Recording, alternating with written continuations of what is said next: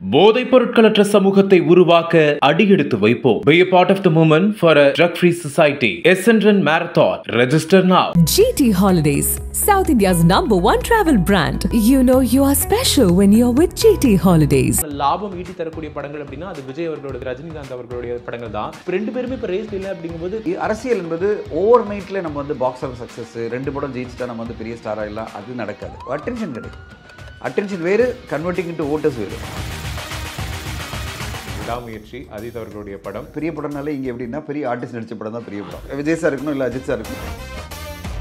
இப்போ இந்த படத்தோட கிளாஷே பண்ண முடியாது. ஏன்னா இதுக்கான ஓப்பனிங், இதுக்கான ரிலீஸ் பெருசாக இருக்கும். கிட்டத்தட்ட 800 திரையரங்கில் அந்த படம் வெளியாகும். மதகஜராஜா 10 வருஷத்துக்கு முன்னாடி எடுத்த ஒரு படம் இன்னைக்கு பொங்கல் ரிலீஸில் பாக்ஸ் ஆஃபீஸில் கலக்கட்டுது அப்படிங்கிறது என்டர்டெயின்மெண்ட்டாக இந்த படம் வந்து சூப்பர் டூப்பராக இருக்கும்னு நம்பிக்கை இல்லைன்னா அவங்க இவ்வளோ ரிஸ்க் எடுக்கணும்னு நினைக்கிறாங்க. சந்தானம் அவர்கள் வந்து காமெடி வந்து அவ்வளோ பெருசாக சக்ஸஸ் ஆன பிறகு நீங்கள் காமெடி பண்ணுங்க தலைவா, காமெடி இங்கே ட்ரை ஆயிடுச்சு, காமெடின்ற போர்ஷனுக்கு மிகப்பெரிய ஜஸ்டிஸ் பண்ணது வந்து சந்தானம் அவர்கள்.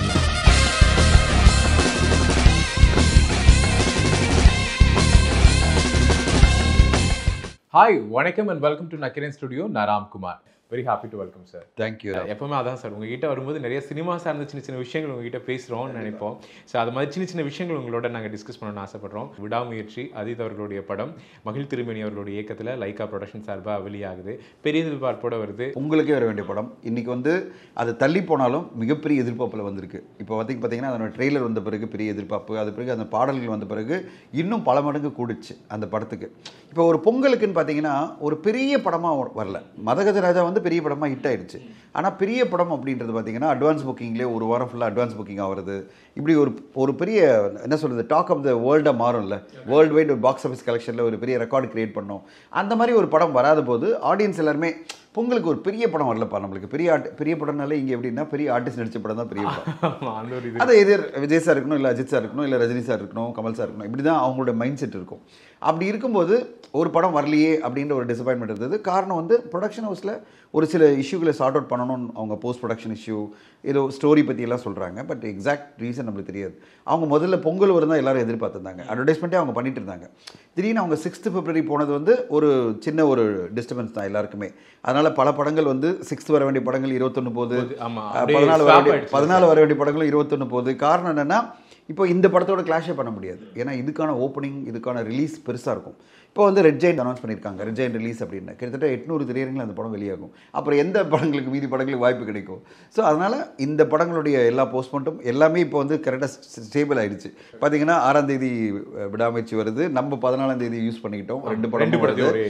அப்புறம் வந்து 21ஆம் தேதி 2 பெரிய படங்கள் இதே மாதிரி, ஒரு சைடில் டிராகன்னா ஒரு சைடில் நீக்கு வருது. ஓகே, ஸோ இப்போ நீக்கும் வந்து தனுஷ் சார் டைரக்ஷனில் வரப்போகிற படம் வரும்போது அதுக்கான எதிர்பார்ப்பு இருக்குது. அப்போது February பேக்டாக அருமையான படங்கள்லாம் வரப்போகுது. ஆடியன்ஸ்க்கு எல்லா படங்களுமே மக்கள் பார்க்கணும், திரையரங்கில் போய் பார்க்கணும் தான் நம்மளுடைய எதிர்பார்ப்பு. நிச்சயமாக சார். சரி, இப்போ அஜித் சார் பற்றி நம்ம பேசுனதால இப்போ ஒரு பக்கம் பார்த்தீங்க அப்படின்னா ஒரு ரேஸு ரொம்ப நாளுக்கு அப்புறம் தான் இப்போ ஒரு படம் வருது. அதுக்கப்புறம் குட் பேட் அக்லி வரப்போகுது. அதுக்கப்புறம் 2026 கதையை கேட்க போகிறேன்னு வேறு அவரே ஓப்பனாக சொல்லியிருக்காரு.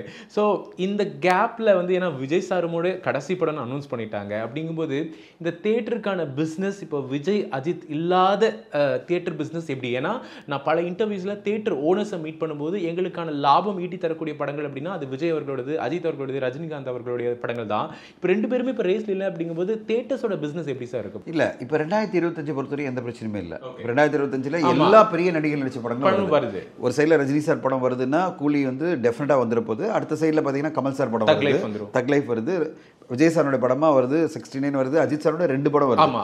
இப்படி நீங்கள் வந்துட்டீங்கன்னா தனுஷ் சார் படம், சிவகார்த்திகேயன் படம் அப்படி நிறைய இருக்குது. அதனால் சூர்யா சாரோட படம் 2 படம் வரப்போகுது. ஸோ இப்போ இத்தனை ஆர்டிஸ்ட் நடித்த படங்கள் வரும்போது 2025 சேஃப். இப்போ 2026 என்ன ஆகும் அப்படின்றதான் நம்முடைய ஒரு கோலிவுட் தமிழ் சினிமாவில் பொறுத்தவரையும் ஒரு எதிர்பார்ப்பு இருக்குல்ல. அதில் மிக பெருசாக பார்த்தீங்கன்னா இப்போ வந்து நீங்கள் எப்படி பார்க்கணும், ரஜினி சாருடைய நெல்சன் படம் வந்து டெஃபினட்டாக அடுத்த வருஷம் தான். அடுத்ததாக SK25 படம் வந்து அடுத்த வருஷம் தான் வருது. அது பெரிய எதிர்பார்ப்பு. ஏன்னா அதில் வந்து சுதா கோங்கரா டைரக்ஷனு, ஒரு மல்டி ஸ்டாரராக ஒரு சைடில் சிவகார்த்திகேயன் அவர்களுக்கு மிகப்பெரிய ஹிட்டுகள் இருக்குன்னா அடுத்தது ஜெயம் ரவி சார் ஒரு கூட இருக்கார், அதர்வா அப்படின்னு ஒரு காம்பினேஷனாகவே பெரிய படமாக இருக்குது. இப்போ அந்த படமும் வரும்போது 2025 அது ஒரு பெரிய ஓப்பனிங் கொண்டு வந்துடும். இப்போ தனுஷ் அவர்களுடைய 2 படம் வருது அடுத்த வருஷம். அதுவும் 2 பெரிய இயக்குனர்கள் இன்றைக்கி பாப்புலராக எதிர்பார்க்குற இயக்குனர்கள், அதாவது போர்த்தொழில் டைரக்டருடைய படம் வரப்போகுதுன்றாங்க. அப்புறம் பெரியசாமி இருக்கார்ல, இப்போ அமரன் படம் டைரக்டர்னால அவர் ராஜ்குமார் பெரியசாமி படமும் அடுத்த வருஷம் வரும் அப்படின்றாங்க. இப்படி இத்தனை படங்கள் வரும்போது அடுத்த வருஷம் சூர்யா சாரோட படம் டெஃபினட்டாக வாடிவாசல் வரதுக்கான வாய்ப்பு இருக்குது. இப்போ ஆரம்பிக்கிறாங்க. வாடிவாசல் பற்றி சொல்லவே வேணாம். உலகெங்குமே வந்து ஒரு 4 வருஷமாக டாக் ஆஃப் த வேர்ல்டு அப்படின்னா வாடிவாசல் எப்போ ஆரம்பிக்க போகிறாங்க, எப்போ படம் வரும் அப்படின்னு தான் எதிர்பார்த்துட்டு இருக்காங்க. அப்படி எல்லோரும் எதிர்பார்க்குற ஒரு படம் வந்து அடுத்த வருஷம் வரும். அட்லீஸ்ட் 3 பார்ட் எதுவும் சொல்கிறாங்க, 2 பார்ட் சொல்கிறாங்க, எக்ஸாக்ட் தெரியல. பட் ஆனால் ஒரு பார்ட்டாவது வந்துடும் 2026. ஏன்னா அது மிஸ் பண்ண மாட்டாங்க. அப்போ இவ்வளோ படங்கள் வரும்போது நம்மளுக்கு வந்து இப்போது அஜித் சார் படம் இல்லை, விஜய் சார் படம் இல்லைன்றது ஒரு சின்ன குறையாக இருக்கும். ஓப்பனிங்கில் நம்மளுக்கு ஒரு டென்ட் இருக்கும், ஒரு சின்ன ஒரு பாதிப்பு இருக்கும். ஆனால் இந்த படங்கள்லாம் அதை காம்பன்சேட் பண்ணுறதுக்கான வாய்ப்பு இருக்குது. அடுத்ததான் அஜித் சார் என்ன சொல்லியிருக்காரு, நான் இந்த மார்ச்லேருந்து அதாவது அக்டோபர் வரையும் நான் பண்ண மாட்டேன், ஆனால் அக்டோபர்லேருந்து படம் பண்ணுவேன்னு சொல்லியிருக்காரு. அப்போ அக்டோபர்லேருந்து படம் பண்ணார்னா அவர் கிட்டத்தட்ட 4-5 மாதத்தில் முடிச்சிருவார். நான் ஸ்டாப்பாக ஒரு படத்தில் கான்சன்ட்ரேட் பண்ணி முடிக்கும்போது 2026 அஜித் சார் படம் வரதுக்கு வாய்ப்பு இருக்குது. கண்டிப்பாக இருக்கும். நம்ம யாரை மிஸ் பண்ண போகிறோன்னா அது வந்து ஒன்லி விஜய் சார் படம் தான். விஜய் சார் படம் வந்து 2026 இல்லாமல் இருக்கும். ஆனால் மீதி எல்லா நடிகர்கள் நடித்த படம் இருக்கும். இதில் மிஸ் பண்ணிட்டு நான் பேசும்போது கமல் சாருடைய படம் அடுத்த படம் தொடங்குது. அது வந்து அன்பரியூ டைரக்ஷனில் ஒரு படம் தொடங்குறாங்க. ஸோ அன்பரியூ வந்து ஆக்ஷன் மாஸ்டர்ஸ். அவங்க வந்து கமல் சாரை வச்சுக்கிட்டு ஒரு பெரிய படம், அதாவது ஒரு ஆக்ஷன் படத்துன்றதை விட ஒரு இன்டர்நேஷ்னல் படமாக ஒன்று உருவாக்குறாங்க. எல்லாருமே பார்க்குற மாதிரி, ஒரு உலகெங்கும் பார்க்குற மாதிரி. இப்போ நம்ம பல படங்கள் ஆக்ஷன் பேஸ்டு படங்களை பார்த்து நம்ம வைக்கிறோம்ல, அப்படி ஒரு படத்தை உருவாக்குறதுன்னு அவங்க ஒரு டீம் ஒர்க் பண்ணிட்டு இருக்காங்க. அது வந்து ராஜ்கமல் ஃபிலிம்ஸில் எடுக்கணும்னு. அந்த படத்துக்கான ப்ரீ ப்ரொடக்ஷன் ஒர்க்கெல்லாம் யூஎஸ்ஏல போயிட்டுருக்கு, அமெரிக்காவில் இப்போ பண்ணிட்டு இருக்காங்க அவங்க. ஸோ இப்போது கமல் சார் வந்த பிறகு அதோட ஷூட்டிங் வந்து மார்ச்சில் ஆரம்பிக்கும் அப்படின்றாங்க. அப்போது அந்த படமும் அடுத்த வருஷம் வரும். அப்போ இத்தனை நடிகர்கள் நடித்த படம் வரும்போது நம்ம மிஸ் பண்ண போகிறது கண்டிப்பாக தளபதி படம். பட் அதை எல்லாத்தையும் காம்பன்சேட் பண்ணுற மாதிரி மீதி படங்களோட வெற்றி அமையும் தான் நான் எதிர்பார்க்குறேன். ஏன்னா நம்பிக்கை தான் வாழ்க்கை. சினிமா பொறுத்தவரையும் வந்து கடந்து போயிட்டே இருக்கணும். நம்ம வந்து ஐயோ இல்லையே அப்படின்னு நினைக்க முடியாது. அவருக்கு ஒரு டார்கெட் வச்சிருக்காரு, அந்த டார்கெட்டில் அவர் ஜெயிக்கட்டும் அப்படின்னு நம்ம வாழ்த்து சொல்லணும். விஜய் சாருக்கு வந்து 2026 டார்கெட் ஃபுல்லாக அரசியல் இருக்குது. அவர் என்ன நோக்கத்தில் வராரோ அதை அவர் ஜெயிக்கட்டும் நம்ம வாழ்த்து சொல்லுவோம். மீதியெல்லாம் தமிழ் சினிமா பொறுத்தவரையும் ஏதோ ஒரு வகையில் அது காம்பன்சேட் ஆகி போயிட்டு தான் நான் எதிர்பார்க்குறேன். தளபதி டு தலைவர், அரசியல் வியூகம், இந்த மாதிரி தளபதி அவர்களுடைய அரசியல் தனஞ்சயன் அவர்கள் எப்படி பார்க்குறீங்க? ஏன்னா நீங்கள் ரொம்ப எல்லாத்தையுமே ரொம்ப டீப்பாக பார்க்கக்கூடிய ஒருத்தர். நான் பார்த்துட்டு தான் இருக்கேன். இப்போ பரந்தூர் போய் அவர் பேசுறது எவ்வளோ பெரிய அட்டென்ஷன் உருவாக்கியிருக்கு பாருங்கள். உலகெங்கும் வந்து பரந்தூரில் மக்கள்லாம் போராடிட்டு இருக்காங்க, இங்கே எங்களுக்கு ஏர்போர்ட் வானா அப்படின்னு அவங்க வந்து சொல்கிறாங்க. ஏன்னா எங்களுடைய விவசாய நிலங்களை எடுத்துகிட்டு நீங்கள் வந்து இவ்வளோ பெருசாக நீங்கள் வந்து ஒரு ஏர்போர்ட் கொண்டு வரீங்க, அது எங்களை பாதிக்கும், எங்களோட வாழ்வாதாரமே பாதிக்கும் அப்படின்னு சொல்லிட்டு வில்லேஜஸ் எல்லாம் சொல்கிறாங்க. இப்போ அதனால் அவர் என்ன சொல்கிறாரு, இங்கே வந்து நீங்கள் பரந்தூரில் விற்க வேணாம், ஏர்போர்ட் வேணாம் அப்படின்னு சொல்லிட்டு அவர் போராட்டம் பண்ணுறாருல. இப்போது இந்த போராட்டத்தினுடைய இது பார்த்தீங்கன்னா எவ்வளோ பெரிய அட்டென்ஷன் வந்திருக்குன்னா அது விஜய் சார் ஒரு காரணம். இப்போ நீங்கள் எப்படி பார்க்கணுன்னா விஜய் சார் ஒரு விஷயத்தை முன்னெடுக்கும் போது இவ்வளோ பெரிய ஒரு டாக் ஆஃப் த டவுனாக மாறுறது தான் அவருடைய பவராக நான் பார்க்குறேன். இப்போது எல்லா நியூஸ் பேப்பரையும் வந்து பெரிய பெரிய ஆர்டிக்கிளே பார்த்தீங்கன்னா விஜய் சாரினுடைய அந்த ஒரு விசிட் தான். அவர் எங்கோ அதுவும் வந்து அந்த வில்லேஜ் பக்கம் போகல, அங்கே இருந்த ஒரு கல்யாண மண்டபத்தில் போய் நின்று அங்கே இருக்கிற மக்கள் முன்னாடி பேசுறதுக்கே இவ்வளோ பெரிய ஹைப் வந்திருக்குன்னா அவர் வந்து எல்லா ஊருக்கும் போய் மக்களை பார்த்தாருன்னா என்ன மாதிரி ஒரு பரபரப்பு உருவாக்க போகிறார். ஸோ நான் வெயிட் பண்ணுறதே அவர் வந்து இப்போ வந்துட்டேன், நான் ஃபீல்டு விசிட்டு இனிமேல் நான் ஆரம்பிக்கிறேன், நான் இப்போ வந்து தொடர்ந்து எல்லா ஊருக்கும் வரப்போகிறேன். இப்போ வந்து மார்ச் வரையும் தான் அவருடைய இந்த ஷூட்டிங், அதான் பிளான் சொல்கிறாங்க. தளபதி 69 வந்து மார்ச்சிலோடு முடிஞ்சிடும். ஏப்ரல்லேருந்து தொடர்ந்து அவர் வந்து இந்த அரசியல் பயணங்கள் தான், அரசியல் ரீதியான பல பயணங்களும், அரசியலில் என்னென்ன விஷயங்கள் பண்ணுமோ அதை நோக்கி போகிறார். அந்த பயணம் சக்ஸஸ்ஃபுல்லாக அமைஞ்சு ஒரு அவேக்கனிங் க்ரியேட் பண்ணி ஒரு பெரிய மாஸ் மூமெண்ட்டாக மாறும்போது கண்டிப்பாக அவருக்கான ஒரு பிளேஸ் அரசியலில் கிடைக்கும். அதில் நம்ம இழக்க போகிறது சினிமாவில் அவர் இழப்போம், ஆனால் அரசியலில் ஒரு மாபெரும் தலைவராக அவர் உருவாகிறதுக்கான வாய்ப்பு இருக்குது. வெயிட் பண்ணி பார்க்கலாம். ஏன்னா அரசியல் என்பது ஓவர் நைட்டில் நம்ம வந்து பாக்ஸ் ஆஃபீஸ் சக்ஸஸ் 2 படம் ஜெயிச்சிட்டா நம்ம வந்து பெரிய ஸ்டாராக இல்லை, அது நடக்காது. அரசியல் என்பது ஒரு லாங் ஜேர்னி. எல்லா அரசியல் தலைவர்களும் சொல்கிறது அதுதான், லாங் ஜேர்னி. நானும் அவருக்கு பல தடவை நான் வந்து எல்லா இன்டர்வியூலையும் சொல்லுவேன், இந்த லாங் ஜேர்னிக்கு நம்ம ப்ரிப்பேர் ஆகலைன்னு வச்சுங்களேன் நம்மளுக்கு கஷ்டம். குயிக்காக சக்ஸஸ் அரசியலில் கிடைக்காது, அட்டென்ஷன் கிடைக்கும். அட்டென்ஷன் வேறு, கன்வெர்ட்டிங் இன்டு ஓட்டர்ஸ் வேறு. ஓகே, நிறைய பேர் அதை ட்ரை பண்ணாங்க. அட்டென்ஷனாக இருக்கும், ஆனால் நீங்கள் அது வந்து நிறைய உழைப்பை கொடுத்தீங்கன்னா கண்டிப்பாக அந்த அட்டென்ஷன் வந்து ஓட்ட மாறும். இப்போ போனார் பார்த்தீங்களா, இப்போ பரந்தூரில் இருக்க வில்லேஜஸ்லாம் என்ன சொல்கிறாங்க, வில்லேஜஸ் எல்லாருமே எங்களுக்காக விஜய் சார் வந்துட்டார், நாங்கள் அவர் தான் வந்து இனிமேல் தலைவனாக பார்ப்போம் அப்படின்லாம் வீடியோலாம் பார்க்குறேன்.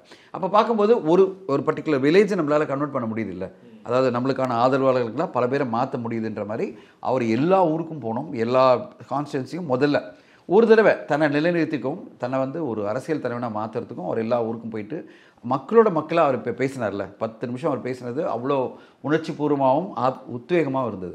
அப்படி அவர் எல்லா ஊருக்கும் போய் அவர் பேசினார்னா கண்டிப்பாக அவருக்கான ஒரு பிளேஸ் அரசியலில் 2026 கிடைக்கும்னு எதிர்பார்க்குறேன். ஸோ ஒரு நான் கவனிச்சிட்டே வரேன், எல்லா விஷயங்களும் நடக்கிறதெல்லாம் பார்த்துட்டு இருப்போம். நம்ம வந்து சோஷியல் மீடியாவில் யூடியூப்பில் என்ன பேசுகிறாங்க, யார் என்ன பேசுகிறாங்க கவனிச்சு தான் இருப்போம். அவருக்கான ஒரு எதிர்பார்ப்பு ஒன்று இருக்குது. ஆனால் அந்த எதிர்பார்ப்பை அவர் ஃபஸ்ட்டு பூர்த்தி பண்ணார்னா மக்களும் அவருக்கான எதிர்பார்ப்பை பூர்த்தி பண்ணுவாங்க. ஓகே, இது சுந்தர் சிக்கான வருஷம் நான் நினைக்கிறேன். ஏன்னா சாரோட படங்கள் அரண்மனை 4 ஒரு பெரிய hit, 100 crore box office.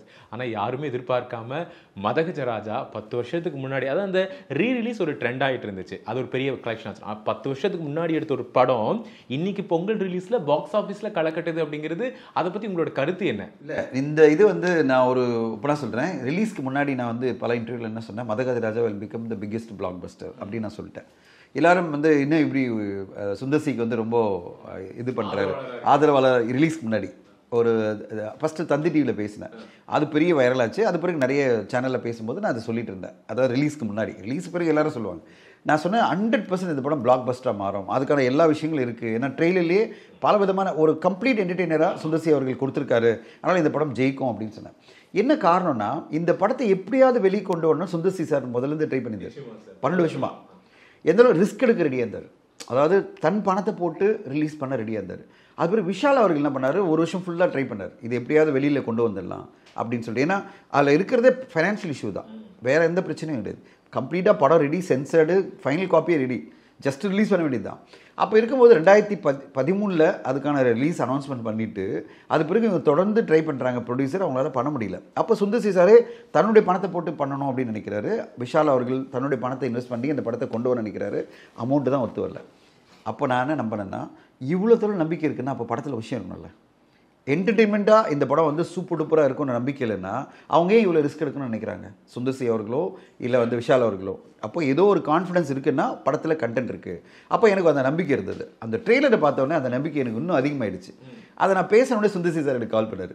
Sir இன்றைக்கி உங்களோட இன்டர்வியூ தான் சார் எல்லாரும் எனக்கு அனுப்புகிறாங்க, படம் வரதுக்கு முன்னாடியே படம் வந்து கண்டிப்பாக பிளாக் பஸ்டர் ஆகும், இந்த பொங்கலுக்கு பெரிய சர்ப்ரைஸ் ஹிட் ஆகும் நீங்கள் சொல்கிறீங்க, ரொம்ப ஹாப்பியாக இருக்குது சார். சார் எனக்கு பெரிய நம்பிக்கை இருக்குது. மிகப்பெரிய ரீசன் என்ன, இந்த பொங்கலுக்கு மிகப்பெரிய என்டர்டெய்னர் படங்கள் இல்லை. ஒரு படம் நல்ல படம், காதலிக்கு நேர்மையில் என்பது ரொமான்ஸை பற்றி பேசுகிற ஒரு நியூ ஏஜ் படம். வணங்கான் வந்து ஒரு என்ன சொல்கிறது, யதார்த்தமான வாழ்வியல் சம்மந்தப்பட்ட ஒரு கதை, அது வந்து இன்டென்ஸான ஒரு படம். இப்போ இந்த 2 படங்கள் இருந்தாலும் கேம் சேஞ்சர் வந்து தெலுங்கு படமாக தான் பார்ப்பாங்க, தமிழ் படமாக பார்க்க மாட்டாங்க. அப்போ உங்கள் படம் மட்டும்தான் பெரிய எதிர்பார்ப்பில் வந்துடும், மக்கள் எதிர்பார்க்கக்கூடிய ஒரு படமாக மாறும். ஸோ எனக்கு பெரிய நம்பிக்கை இருக்குன்னு சொல்லி அவர்கிட்ட சொன்னேன், சார் உங்கள் வார்த்தை பழிக்கிட்டோம், எனக்கு ரொம்ப எதிர்பார்த்துட்ருக்கேன் அப்படின்னு சொன்னார். நான் ஒன்றே சொன்னேன், சார் பாருங்கள் 5 நாள் கழிச்சு நீங்களே எனக்கு கால் பண்ணி சொல்லுவீங்க, நான் என்னுடைய நம்பிக்கை கண்டிப்பாக ஆடியன்ஸ் வந்து டிரான்ஸ்லேட் ஆகும் பாருங்கள் அப்படின்னு. எனக்கு பெரிய சந்தோஷமே அதுதான். நான் வந்து மதகஜராஜா மிகப்பெரிய ஹிட் ஆகும்னு சொல்லிட்டு நான் சொன்னது எல்லாமே அது வந்து நடந்து இந்த படம் பெரிய ஹிட்டாக இருக்குது. ஸோ அதை விட மிக முக்கியமாக அது மூலமாக பல சேஞ்சஸ் வந்திருக்கு. இப்போ வந்து விஷால் அவர்களை பற்றி இந்த படம் வரதுக்கு முன்னாடி அவர் ரொம்ப பிரச்சனை இருக்கார், இந்த மாதிரி யாரும் படம் பண்ண முடியாது, அவர் வந்து இது இஷ்யூ இருக்குது அது இஷ்யூ சொன்னவங்களாம் அப்படி டப்புன்னு வாய பண்ணிட்டாங்க. ஐயோ விஷால் அவர்கள் இப்போ டேட் கொடுப்பாரா, அப்படி தான் எல்லாரும் காத்துருக்காங்க. ஒரு ஓவர் நைட்டில் ஒரு படத்தோட வெற்றி எப்படி மாற்றுது பாருங்க. அது சினிமா இல்லை சார், அதான் சினிமா. சும்மா இந்த வாய் எப்படி பேசுவோம் சொல்லுவாங்களா, அந்த வாய் இந்த வாய் அப்படிதான், இந்த வாய் எந்த மாதிரி மாற்றி 6 மணிக்கு மேலே 6 மணிக்கு பார்த்தா பரவாயில்ல, அது பிறகு வேற ஒன்று பேசும். ஸோ வெற்றிக்கு பிறகு ஒரு பேச்சு, வெற்றிக்கு முன்னாடி ஒரு பேச்சு, அப்படி தான் பேசுவாங்க. அது சினிமா பற்றி நம்ம ஒன்றும் சொல்ல முடியாது. சினிமா இண்டஸ்ட்ரியில் இருக்கிறவங்க மட்டும் இல்லை, ஊடகங்களும் சரி, எல்லாருமே அதாவது ரிலீஸ்க்கு முன்னாடி ரைட் ஆஃபே பண்ணிடுவாங்க, ரிலீஸ் பிறகு பெரிய வெற்றி, அதுக்கான காரணம் தெரியுமா அப்படின்னு அனலைஸ் பண்ணுவாங்க. ஐயோ வெற்றி அடைஞ்சாங்கல்ல, இப்போது வெற்றி தானே எல்லாரும் தேடிட்டு இருக்காங்க. ஒரு தயாரிப்பு குழு, இப்போ நான் வந்து படம் எடுத்துகிட்டு இருக்கேன்னா எப்படியாவது வெற்றி கிடைக்காதானே ஏங்கிட்டு இருக்கேன். ஆமாம், அதுதான் நம்மளோட எய்ம் அதுதானே. மக்கள் வந்து ரசிச்சுட்டாங்க, மக்கள் வந்து கொண்டாடிட்டாங்க, நம்ம படத்தை ஜெயிக்க வச்சிட மாட்டாங்களா, அந்த எதிர்பார்ப்பில் தான் நம்ம இருக்கும். எல்லாருமே சினிமா எடுக்கிற எல்லாருமே அதுதானே இருக்கும். ஆமாம், இன்ஃபேக்ட் பார்த்தீங்கன்னா சந்தானம் கூட ஒரு அனௌன்ஸ் பண்ணியிருக்காங்க, டிடி ரிட்டர்ன்ஸ் வந்து 2 வந்து நெக்ஸ்ட் லெவல் வந்துட்டு திரும்ப சந்தானம் அவர்களும் ஆர்யா அவர்களும் சேர்ந்து ப்ரொடியூஸ் பண்ணுற மாதிரி. ஐ திங்க் இதோட வெற்றி தான் அதோட இது. இல்லை அது எப்போ ஆர்யா ஆரம்பிச்சாரு, ஆர்யா ஆரம்பிச்சு ரொம்ப வருஷம், ஒரு கிட்டத்தட்ட 8-9 மாதம் ஆகிடுச்சு. படம் ரெடி, இப்போ மே மாதம் வெளியாக போகுது. பட் சந்தானம் அவர்கள் வந்து காமெடி வந்து அவ்வளோ பெருசாக சக்ஸஸ் ஆன பிறகு இப்போ சந்தானம் அவர்களே எல்லா ஹீரோவும் கேட்குறாங்க, மறுபடியும் எப்படியாவது கூட செகண்ட் ஹீரோ வாங்க, அதாவது நான் ஹீரோவா இருக்கேன், நீ கூட செகண்ட் ஹீரோவா நீ இருப்பா, உனக்கான சம்பளமும் கொடுக்க ரெடி, நீ வந்துட்டா எங்களுக்கு பெரிய சக்ஸஸ் கிடைக்கும், நம்ம 2 பேருமே சக்ஸஸ்ஃபுல் ஃபார்முலாவில் இருப்போம். இன்னைக்கு எல்லா போஸ்ட்லையும் பாருங்களேன், ஒரு சைடில் விஷால்னா ஒரு சைடில் சந்தானம். அதை ரெக்கக்னைஸ் பண்ணுறாங்க பாருங்கள். சந்தானம் வந்து அவ்வளோ பெரிய கான்ட்ரிபியூஷன் மதகஜராஜ வெற்றியில். சுந்தர்சி சார்னா அதுக்கு அடுத்து விஷால், சந்தானம், விஜய் ஆண்டனி, இப்போ எல்லாருக்குமே ஒரு வேல்யூபிளான ஒரு படமாக மதகஜராஜா மாறி இருக்குல்ல. அது சந்தானம் அவர்களுக்கும் இன்றைக்கி ஆடியன்ஸ் ஃபுல்லாக என்ன கமெண்ட் சொல்கிறாங்க, நீங்கள் காமெடி பண்ணுங்கள் தலைவா, காமெடி இங்கே ட்ரை ஆயிடுச்சு எப்படி சொல்கிறாங்கன்னா 10 வருஷமாக காமெடியே இல்லை. அது உண்மைதானே சார்? நீங்கள் யோசிச்சு பாருங்களேன், 10 வருஷத்துக்கு முன்னாடி சந்தானம் நடிக்கக்கூடிய, அதாவது மற்ற ஹீரோஸ் நடிக்கக்கூடிய எல்லா பெரிய படங்களையும் சந்தானம் இருந்தார், படம் ஹிட் ஆச்சு, காமெடி நல்லா இருந்துச்சு. நாங்கள் சந்தானம் எப்போ ஹீரோவை நடிக்க ஆரம்பிச்சாலும் காமெடிக்கு பஞ்சாச்சு, படங்கள் பெரிய வெற்றி அடையல. அது உண்மைதானே சார்? அதுக்கு அப்படி சொல்ல முடியாது. அவர் காமெடி படம் எடுத்தார், ஆனால் என்ன ப்ராப்ளம்னா அவர் நடித்த படங்கள் எதிர் பேய் படங்களாக போச்சு. தில்லுக்கு துட்டு அந்த மாதிரி போறாரு, ஒரு ஹாரர் காமெடி அந்த மாதிரி போயிட்டாரு. அவர் நடிக்கிற படங்களை அவரே காமெடி பண்ணிட்டு இருக்க முடியாதுல்ல. அப்போ என்ன ஆகுதுன்னா ஒரு கதையினுடைய நாயகனாக அவர் வந்து நிற்கிறார். ஆனால் ஒரு காமெடி படம், அதாவது ஒரு மற்ற ஹீரோ படத்தில் அவர் வர எல்லா சீன்லையுமே ஆடியன்ஸ் ரசிப்பாங்க. அப்படி அவர் அவருடைய ஓன் படத்தில் பண்ண முடியாது. அதனால் வந்து என்ன ஆச்சுன்னா நம்ம அவரை மிஸ் பண்ணுறது காரணமே இப்படி ஒரு ஹீரோ படத்தில் ஒன்லி மாஸ் என்டர்டெயின்மெண்ட் மட்டும் பார்க்க முடியாது. ஆக்ஷனு, ரொமான்ஸு அப்படி இல்லாமல் காமெடின்ற போர்ஷனுக்கு மிகப்பெரிய ஜஸ்டிஸ் பண்ணது வந்து சந்தானம் அவர்கள். எல்லா பெரிய நடிகர்கள் நடித்த படத்துக்கும் அந்த மாதிரி இருந்தால் தான் படங்கள்லாம் பெருசாகும், பெரிய ஹிட் ஆகும்னு எல்லாரும் அதை கேட்க ஆரம்பிச்சிட்டாங்க. கண்டிப்பாக சந்தானம் அவர்கள் தொடர்ந்து இந்த மாதிரி ஹிட் படங்களை கொடுப்பாங்க, பெரிய பெரிய நடிகர்களோடு தான் எதிர்பார்க்குறோம்.